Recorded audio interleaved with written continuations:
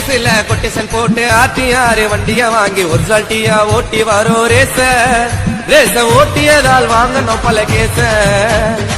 எங்களுக்கும் ரேச ஓட்ட தெரியுங்க எங்களுக்கும் ரேச ஓட்ட தெரியுங்க நாங்க ஓட்டினாக்கா சிட்டி ரூட்டு எரியுங்க பார்க்கும்போது புரியுங்க பிகர வச்சுன்னு போகும்போது அமைதியாக இருப்போண்டா ரேஸ்ன்னு